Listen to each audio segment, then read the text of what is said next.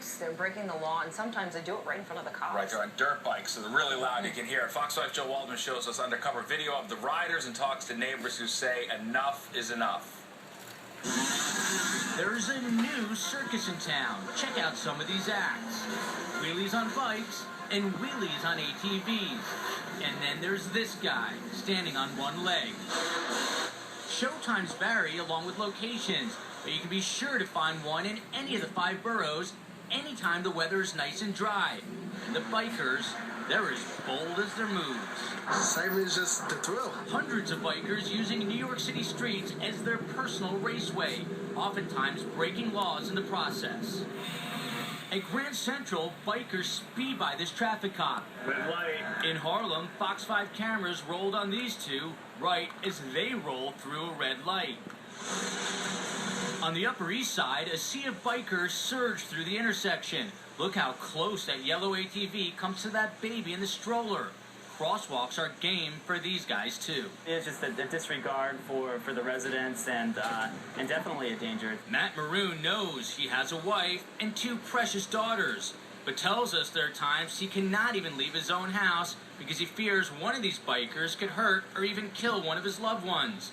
Nikki Kelly's in the same predicament. She spends a lot of time boxed up in her Morningside apartment. Both families came forward to Fox 5. They told us they think cops aren't doing enough to stop these reckless riders. They could easily track people down and find out where they live and give them tickets for not having a registered vehicle. Fox 5 cameras caught this gang of bikers flying down 2nd Avenue in Midtown. Check out this one guy. He's riding out a block-long wheelie, a clear reckless driving stunt right past 2 police officers sitting in their patrol car. They do nothing.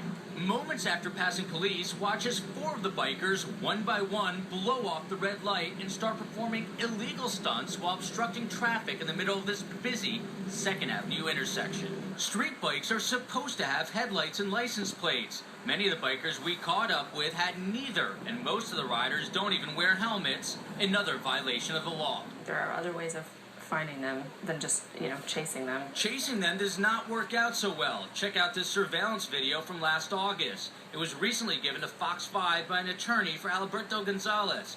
He's the guy who hops on the back of this illegal dirt bike during a game of cat and mouse with cops. A few moments later, this. It's not fair. I had to witness my friend leave me, and the last words was to him. He looked at me and I looked at him and he disappeared. Eddie Fernandez, handcuffed, lay motionless alongside his bike. After smacking his head into that pole, he died on scene. Friend Adalberto Gonzalez recently underwent surgery for his leg. The NYPD charged Gonzalez with reckless endangerment and resisting arrest, but he's now suing the police department for millions. When pressed about his client's illegal dirt bike riding, Gonzalez's attorney jumped to his defense. There's a lot of prejudice against people on dirt bikes. Jaywalking is illegal as well. Should you kill them for that? Bikers we caught up with in the Bronx say things would be a whole lot safer if they had a place to ride legally, or if police would just leave them alone. If it wasn't for the police chasing us with stop at red lights, we won't go on sidewalks, and we'll follow the regular rules on the road, but they disrespect us, so these are the procedures that we have to follow. What? The police's fault?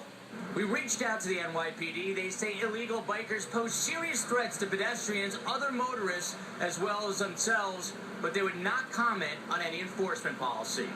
Down the turnpike in Philadelphia, police have been aggressive in their efforts to cut down on illegal street bike activity. Last summer, police there confiscated over 100 bikes in a series of stings. Back here in New York City, Matt Maroon just wants police to get bikers off their block.